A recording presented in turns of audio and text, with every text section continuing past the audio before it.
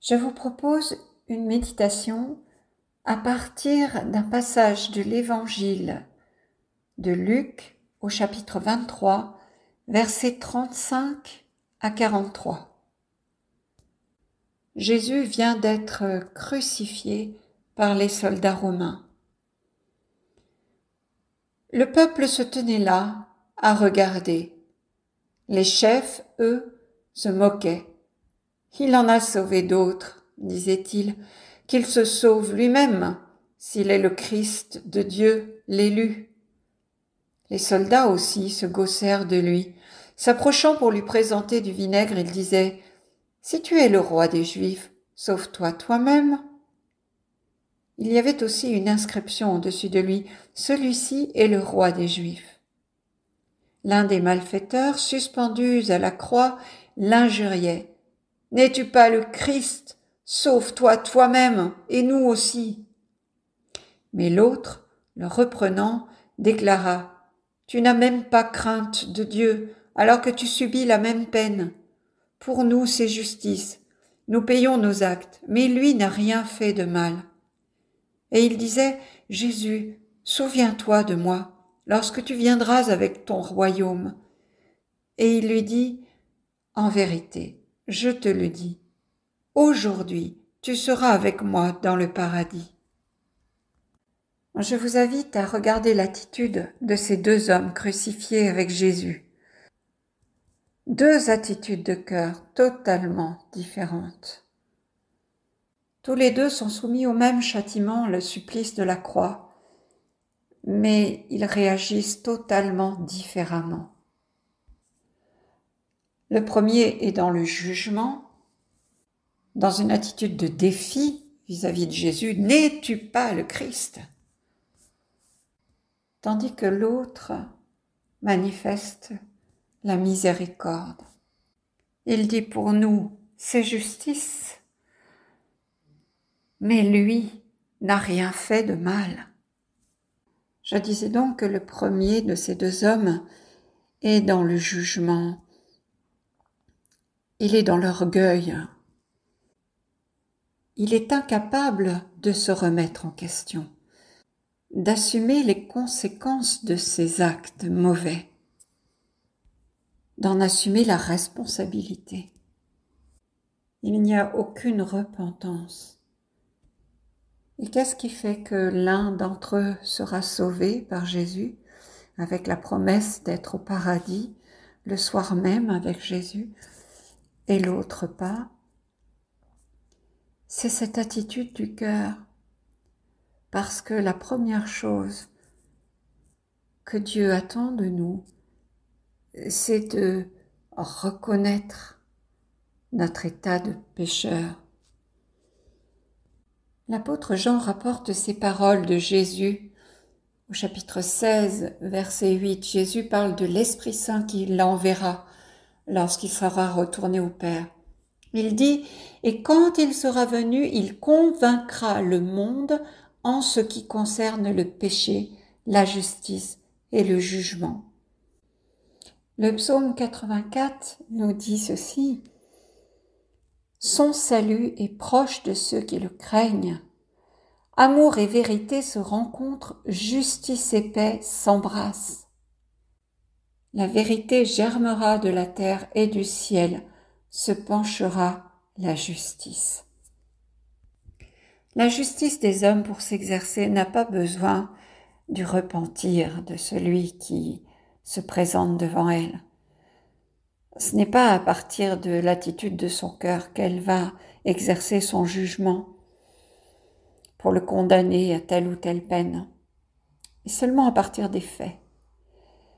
Tandis que la justice de Dieu s'exerce à partir du cœur de celui qui se présente devant elle.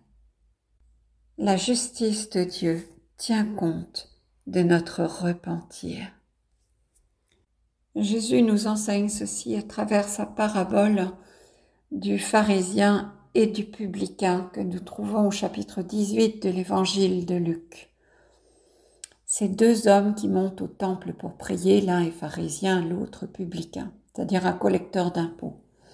Le pharisien se tient debout, prie en lui-même, « Mon Dieu, je te rends grâce parce que je ne suis pas comme les autres hommes. Ils sont voleurs, injustes, adultères. » Ou encore comme ce publicain. « Je jeûne 2 fois par semaine, je verse le 10e de tout ce que je gagne. » Le publicain, lui, se tient à distance, n'ose même pas lever les yeux vers le ciel, mais il se frappe la poitrine en disant « Mon Dieu, montre-toi favorable aux pécheurs que je suis. » Et Jésus de dire « Je vous le déclare, quand ce dernier redescendit dans sa maison, c'est lui qui était devenu un homme juste plutôt que l'autre. Qui s'élève sera abaissé, qui s'abaisse sera élevé. » L'attitude du pharisien, nous le voyons bien, c'est de se justifier lui-même devant Dieu. Il montre à Dieu à quel point il est bien, à quel point il est parfait, à quel point il fait tout ce qu'il faut. En réalité, il n'a pas besoin de Dieu. Il vient au temple simplement parce qu'il estime que c'est sa place, puisqu'il est quelqu'un de bien. Tandis que le publicain, lui, vient vraiment chercher la justice de Dieu. Il cherche Dieu de tout son cœur même. Il reconnaît son besoin de Dieu, qu'il ne peut rien faire sans lui. Le pharisien pense s'ajuster à Dieu, c'est le sens du mot justice. Il pense qu'il est juste parce qu'il a fait ses œuvres extérieures que la loi exige, mais son cœur est fermé. Nous voyons donc bien ces 2 attitudes de cœur opposées. L'un est dans l'orgueil, l'autre est dans l'humilité. Et c'est cette humilité qui touche le cœur de Dieu et nous ouvre la porte du salut. Nous lisons en Matthieu chapitre 7, versets 13 et 14 ces paroles de Jésus. « Entrez par la porte étroite, elle est grande la porte. Il est large le chemin qui conduit à la perdition, et ils sont nombreux ceux qui s'y engagent. Mais elle est étroite la porte, il est resserré le chemin qui conduit à la vie, et ils sont peu nombreux ceux qui le trouvent. » Le chemin de la perdition est large, parce que c'est le chemin de la facilité, où l'on avance sans jamais se remettre en question. On suit une tradition religieuse qui nous dit ce qu'il faut faire, ce qu'il ne faut pas faire. C'est ce que faisaient les pharisiens de l'époque de Jésus. Et puis, il y a ceux qui interrogent ces traditions parce qu'ils recherchent avant tout une relation personnelle avec Dieu, parce qu'ils ont à cœur de lui faire plaisir, parce qu'ils sont mus par l'amour de Dieu. Parce que quand on veut faire plaisir à quelqu'un, c'est qu'on l'aime, qu'il y a de l'amour. Ce n'est pas seulement de l'obéissance, comme nous le voyons avec le pharisien.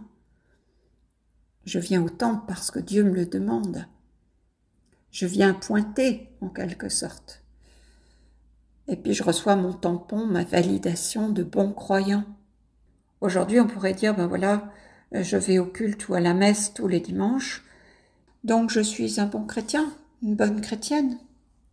Rappelons-nous ce que Jésus a dit aux pharisiens. Les prostituées, les publicains vous précéderont dans le royaume de Dieu. Parce que Dieu regarde ton cœur. Un autre exemple que nous trouvons dans les évangiles, toujours dans l'évangile de Luc, chapitre 15, versets 11 à 32, cette parabole nous présente un père qui a 2 fils. Le fils cadet, le plus jeune, demande à son père sa part de fortune qui lui revient. Le plus jeune s'en va, il dilapide la fortune, puis vient une grande famine dans le pays, à tel point que ce jeune homme se fait embaucher pour garder les porcs. Imaginez à l'époque de Jésus, le porc est l'animal le plus impur qui soit. Et voilà qu'il rentre en lui-même, nous dit le texte, et se dit « Combien d'ouvriers de mon père ont du pain en abondance, et moi ici, je meurs de faim. » Alors il décide d'aller vers son père. Et il se dit « Je lui dirai, Père, j'ai péché contre le ciel et envers toi, je ne suis plus digne d'appeler ton fils, traite-moi comme l'un de tes ouvriers. » Il va chez son père, Et on nous dit que, alors qu'il est encore loin, le père l'aperçoit et saisi de compassion.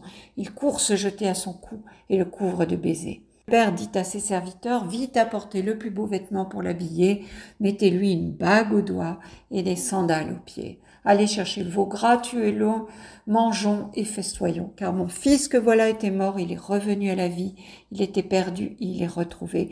Et ils commencèrent à festoyer. Or le fils aîné était au champ quand il revient, et près de la maison, il entend la musique et les danses. Appelant un des serviteurs, il s'informe de ce qui se passe. Celui-ci répond, ton frère est arrivé, ton père a tué le veau gras, parce qu'il a retrouvé ton frère en bonne santé. Alors le fils aîné se mit en colère, et il refusait d'entrer. Son père sortit le supplier. Mais il répliqua à son père, il y a tant d'années que je suis à ton service sans avoir jamais transgressé tes ordres. Et jamais tu ne m'as donné un chevreau pour festoyer avec mes amis. Mais quand ton fils que voilà est revenu, après avoir dévoré ton bien avec des prostituées, tu as fait tuer pour lui le veau gras. Le père répondit, toi, mon enfant, tu es toujours avec moi, et tout ce qui est à moi est à toi. Il fallait festoyer et se réjouir quand ton frère que voilà était mort, il est revenu à la vie, il était perdu, et il est retrouvé. Cette parabole nous présente deux fils, deux attitudes du cœur opposées. Certes, le fils cadet a péché, il a péché gravement. On pourrait dire qu'il a tué son père d'une certaine manière en lui demandant l'héritage avant même que celui-ci ne soit mort. Il l'a tué dans son cœur d'une certaine manière, son père n'existe plus, il l'a rejeté. Il a demandé juste l'héritage et il est parti le dépenser, le dilapider dans une vie loin de la maison. On imagine bien que ce père, c'est Dieu, évidemment. Cet homme a oublié Dieu complètement. Il a vécu sa vie sans lui, comme si Dieu n'existait pas. Mais voilà qu'il se repent. Voilà qu'il voit l'état de son cœur, sa misère. Il voit que tout vient de cette attitude qu'il a eue. Tout vient finalement, de cette racine de péché qui était en lui. Il se repent, il se retourne intérieurement. Il retourne vers son père. Et il lui demande pardon. On voit que c'est le point de départ du salut pour ce jeune homme. C'est ainsi que Dieu va pouvoir l'accueillir. Et l'accueil, on voit que Dieu est dans que ses enfants reviennent à lui. Il est déjà dehors, alors même que le fils est loin d'être arrivé jusqu'à la maison. Il l'attendait depuis toujours. Et puis, ce jeune homme va accueillir la miséricorde. Il se laisse envelopper de la miséricorde de Dieu. C'est cela le symbole du vêtement. Un vêtement qui l'honore en tant que fils. Il se laisse envelopper par cette miséricorde et chausser aussi. On lui met des sandales, on lui met la bague au doigt. La bague, c'est celle qui représente le père lorsque le père est absent. Le fils peut gérer la maison, on prend d'autorité à la place du père. Donc vraiment, le père le reconnaît comme son fils à part entière, bien qu'il ait péché gravement. La miséricorde efface tout. Et regardons l'attitude de l'aîné, qui refuse d'entrer. Voyons qu'on honore le fils cadet qui avait péché. Refuse d'entrer. Il ferme son cœur totalement. Il considère qu'il mérite l'amour de son père, parce qu'il a toujours fait tout ce que le père lui demandait. En réalité, on voit bien que dans son cœur, il n'y avait pas d'amour pour son père. Juste un sentiment de devoir. Il y avait le sens du devoir, mais un sens du devoir qui n'était pas mu par l'amour, pas nourri par l'amour, par l'affection, par le lien d'affection, d'amour avec son père. En fait, il voyait son père comme un maître exigeant. Il se voyait lui-même comme un serviteur et non pas comme un fils. C'est une attitude servile. Et on voit l'orgueil dans ce refus du fils aîné d'entrer, de participer à la joie de ce père qui a retrouvé son fils cadet. Il est jaloux. Si ce fils aîné n'a pas eu son veau gras, comme il se plaint de ne pas l'avoir eu, c'est parce qu'en réalité, il ne l'a jamais demandé à son père. Alors son père le lui rappelle, tout ce qui est à moi est à toi. Le fils hérite du père, Ce n'est pas le cas du serviteur. Souvenez-vous de l'histoire d'Abraham. Lorsqu'Abraham, qui n'a pas de descendance, dit à Dieu, ben voilà, tu ne m'as pas donné d'enfant et tout ce que j'ai va passer à mon serviteur. Dieu lui dit non, je te donnerai une descendance, un fils qui naîtra de tes entrailles, de ta femme Sarah. C'est le fils qui va hériter. Déjà, la Genèse nous l'apprend.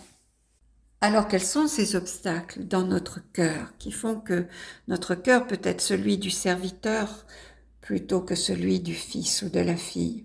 Eh bien, c'est d'abord cette mauvaise image de Dieu qu'on peut avoir en nous, qui conduit à la peur et donc à une attitude servile, l'attitude de devoir, ce qu'on appelle l'esprit de religion. En réalité, on a peur de Dieu et on se rassure en faisant tout ce que la tradition nous demande. Et puis il y a le cœur fier, c'est-à-dire l'orgueil, l'autosuffisance, qui nous fait croire que nous n'avons pas besoin de Dieu. S'il ne me donne pas ce que je veux, ce que je lui ai demandé, bien, je vais me débrouiller sans lui. Parfois, Dieu veut simplement nous mettre à l'épreuve, tester notre capacité à croire dans le temps, avec la patience. Il nous fait patienter, c'était le cas pour Abraham d'ailleurs. Et il y a eu cette tentation pour Abraham et Sarah de dire, eh bien, cet enfant n'arrivant pas, l'enfant de la promesse, Sarah demande à son mari d'aller vers sa servante, sans attendre que Dieu réalise sa promesse. Puis il y a l'attitude de jugement, qui va bien souvent avec celle de victimisation. Comme je ne suis pas capable, je n'accepte pas de me remettre en question, je projette sur l'autre. C'est de la faute de l'autre, si j'ai réagi de telle ou telle façon. Je rends l'autre responsable de mes comportements. C'est de sa faute. L'esprit de victimisation est un esprit qui vient du démon. Et puis le non-pardon. Dans la parabole du fils prodigue, le frère aîné, contrairement à son père, refuse de pardonner. On nous dit qu'il refuse d'entrer dans la maison. Dieu a pardonné, enfin, dans la figure du père, a pardonné, mais le frère, lui, refuse de pardonner à son frère. Il s'exclut lui-même de la joie de la fête. Il est jaloux.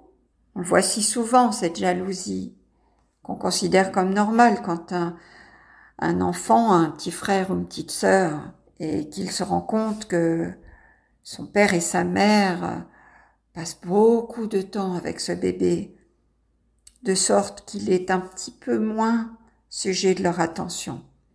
Puis il y a la déception qu'on peut éprouver, la déception parfois, qui mène jusqu'au ressentiment.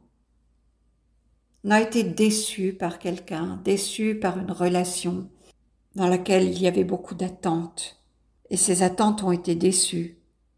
Alors le cœur s'endurcit. Et le démon, lui, qui est l'ennemi de la grâce, l'utilise pour détruire notre foi. On le voit déjà dans la Genèse avec Adam et Ève, lorsque le démon s'immisce entre ces deux, là où il y avait l'unité pour générer de la division, de l'accusation. Finalement, Adam et Ève peuvent se dire, il n'est pas si bien que ça, ce conjoint que Dieu m'a donné. C'est la première dispute conjugale que la Bible nous rapporte. Puis il y a l'opposition. Lorsque nous rencontrons de l'opposition, regardons Jésus dans les évangiles, à quel point il a su endurer tellement d'opposition sans que pour autant son cœur ne s'endurcisse. Jusqu'à la croix, jusqu'au moment de mourir où il dit dans sa dernière prière, « Père, pardonne-leur, ils ne savent pas ce qu'ils font. » Jésus est bien conscient qu'il ne s'est pas battu contre ses frères et sœurs humains, mais contre ces esprits du mal. Ce monde est régi par le prince de ce monde, qui est le diable. Un passé qu'on n'a pas surmonté, traumatisme, Combien de maladies physiques peuvent être liées à un passé qu'on n'a pas dépassé, dans lequel on est resté comme figé, bloqué, une situation qu'on n'a pas pardonnée, pas digérée comme on dit. Et pourtant Jésus a dit, celui qui veut être mon disciple, qu'il prenne sa croix et qu'il me suive. Parce qu'avec Dieu, c'est toujours avancer. L'apôtre Paul le dit, avec le Christ, vous êtes devenus des hommes nouveaux, des créatures nouvelles. Le passé n'existe plus. D'ailleurs, lorsqu'on lit les évangiles traduits par Chouraki, on trouve à la place de l'expression heureux qui débute chaque béatitude, le terme en avant les miséricordieux, en avant les cœurs purs, etc.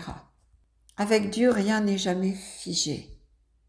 Dieu nous veut en mouvement. Quelque chose qui peut nous figer justement et figer notre cœur, c'est la tristesse. La Bible nous dit que la tristesse selon le monde conduit à la mort, mais la tristesse selon Dieu conduit au repentir.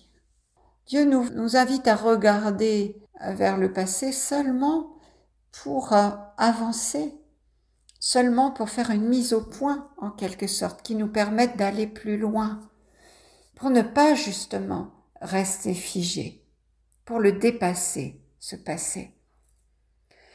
Puis il y a les émotions, tout ce qui est de l'ordre du ressenti. Ça c'est personnel ce que je vais vous dire, mais un jour j'ai reçu cela dans la prière.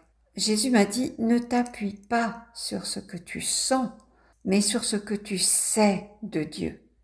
Et ce que je sais de Dieu, c'est la Bible qui me l'apprend, c'est la parole.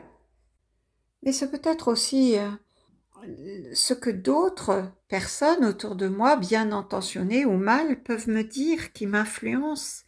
Si je suis trop attentif à l'opinion des autres, à la manière dont ils me jugent, me perçoivent, et si l'on me dit tu devrais faire ceci ou tu devrais faire cela, que ce n'est pas ce que les autres peuvent dire, mais avant tout, cette parole de Dieu, ce que Dieu me dit, ce que Dieu dit à mon cœur. Autre obstacle à la grâce, la plainte. La Bible nous dit, la bouche dit ce qui déborde du cœur. Et l'apôtre Jacques, dans sa lettre au chapitre 3, nous dit ceci concernant la langue, qu'elle nous sert à bénir le Seigneur notre Père. Elle nous sert aussi à maudire les hommes qui sont créés à l'image de Dieu. De la même bouche sortent bénédiction et malédiction. Donc attention, parce que lorsqu'il nous dit elle nous sert à maudire les hommes, elle peut nous servir à nous maudire nous-mêmes. Nous pouvons prononcer des paroles de malédiction à notre rencontre. Tu es une bonne à rien, ou tu es incapable de faire ceci, cela, etc. Toutes ces paroles qui nous abîment, qui nous font du mal. Et Dieu nous demande de ne prononcer que des paroles qui viennent de lui, parce que Dieu ne nous condamne jamais. Autre obstacle à la grâce, l'inquiétude. En Matthieu 6, verset 25, nous lisons ces paroles de Jésus. « Ne vous inquiétez pas pour votre vie de ce que vous mangerez, ni pour votre corps de quoi vous serez vêtu. La vie n'est-elle pas plus que la nourriture et le corps plus que le vêtement ?» Et un peu plus loin, verset 27, « Qui de vous, par ses inquiétudes, peut ajouter une coudée à la durée de sa vie ?»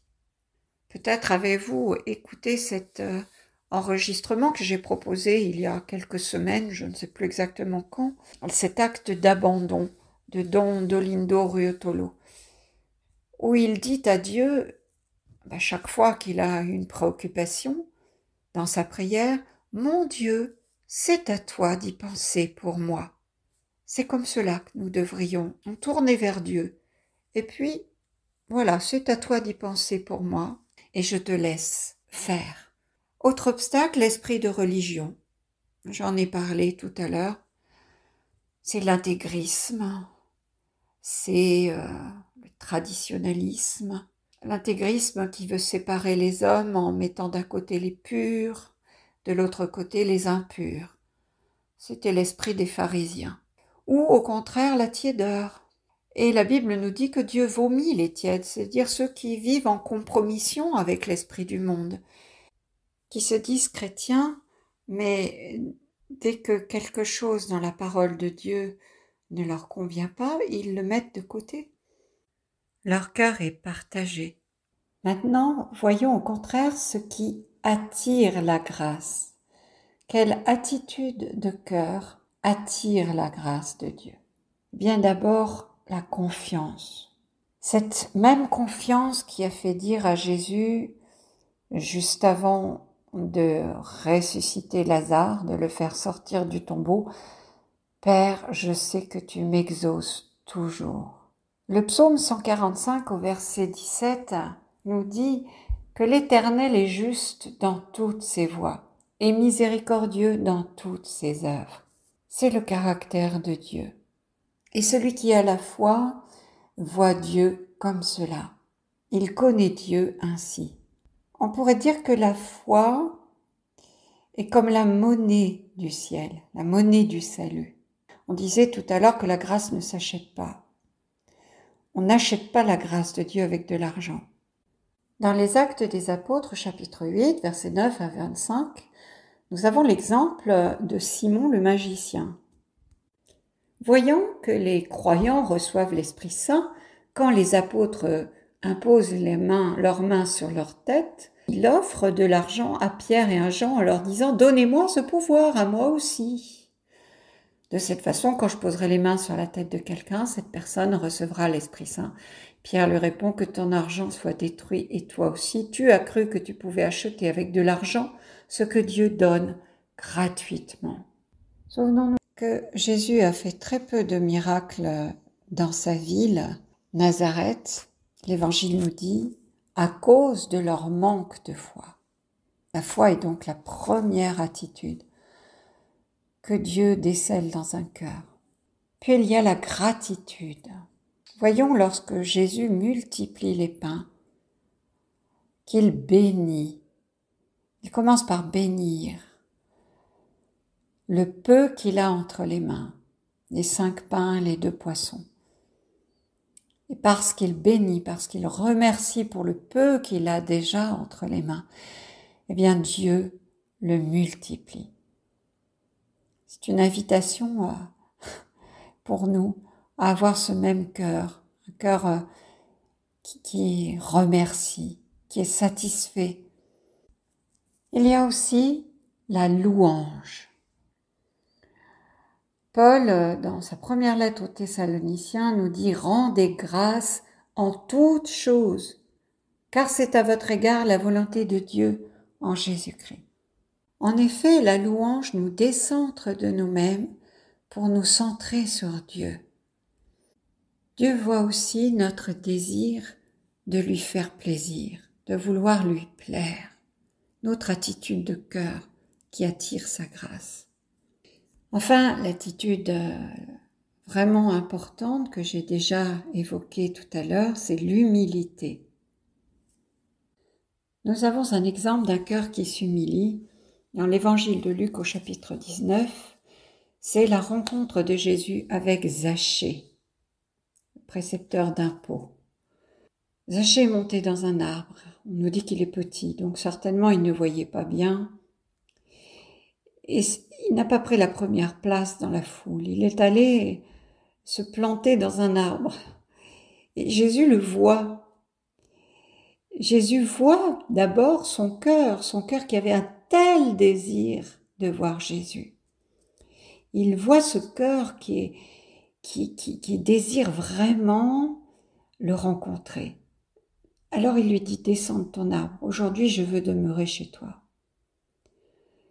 On reproche souvent à Jésus dans les évangiles de manger avec des pécheurs. Jésus va chez Zachée, il va manger chez lui, ce qui n'était inconcevable pour des pharisiens. Jésus voit sa disposition de cœur à ce moment-là.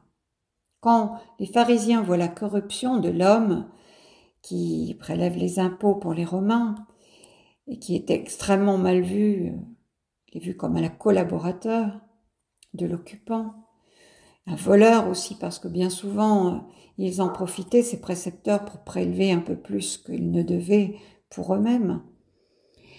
Et Zachée va dire, je vais donner, si j'ai lésé quelqu'un, je vais donner, lui rendre 4 fois plus. Alors Jésus lui dit, aujourd'hui, le salut est arrivé pour cette maison. Il dit aussi, je suis venu pour les pécheurs. Ce sont eux qui ont besoin de médecins. Oui, Dieu regarde le cœur. Pensons au choix du roi David. Lorsque Samuel s'apprête à choisir pour Dieu un roi parmi les enfants de Jessé, les fils de Jessé. Eh bien, le choix de Dieu se pose sur le petit dernier, le 8e qui est au champ, qui n'est même pas encore là. On le fait appeler. Et Dieu dit à Samuel, « Je ne regarde pas selon l'apparence comme les hommes, mais selon le cœur. » La Bible nous dit que David était un homme selon le cœur de Dieu. D'ailleurs, pour préparer les cœurs à la venue du Christ, Dieu a envoyé Jean le Baptiste, qui n'a fait que prêcher la repentance. Son baptême d'eau, c'était un baptême de repentance, de conversion. L'évangéliste nous dit, citant le prophète Isaïe, « Voici que j'envoie mon messager en avant de toi pour ouvrir ton chemin. Voix de celui qui crie dans le désert, préparez le chemin du Seigneur, rendez droit ses sentiers. » Et Jean le Baptiste a dit à ses disciples, « Moi je vous ai baptisé d'eau, lui, en parlant du Messie, de Jésus, il vous baptisera du Saint-Esprit. » Alors ne soyons pas trop étonnés si parfois certaines de nos demandes ne sont pas satisfaites.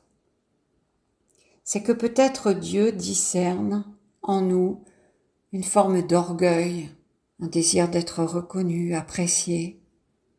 On peut se poser la question, pourquoi est-ce que j'attends cela de Dieu? Pourquoi est-ce que je lui demande cela? Nous devons toujours regarder à l'intention du cœur. Quelle intention est là dans mon cœur? Jésus, lui, a toujours eu cette intention de faire avant tout la volonté de celui qui l'a envoyé. Il dit, « Je ne suis pas venu pour faire ma volonté, mais la volonté de celui qui m'a envoyé. » Et lorsqu'il nous donne la prière du Notre Père, nous le voyons bien que la volonté du Père est première lorsque nous prions. Nous prions pour être en mesure de faire sa volonté, de mettre en avant sa volonté avant la nôtre. Notre Père qui es aux cieux, que ton nom soit sanctifié, que ton règne vienne, que ta volonté soit faite. Et ensuite, on lui demande de nous donner tout ce qu'il nous faut pour être en mesure de l'accomplir, de la vivre.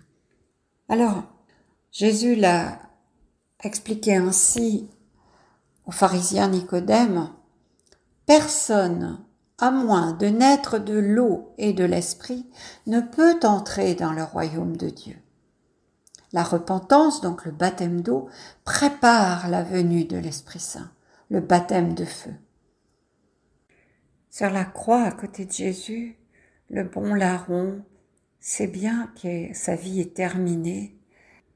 Il est au bout de sa vie, il est en train de mourir. Mais son cœur, lui, son cœur est le lieu d'un grand bouleversement.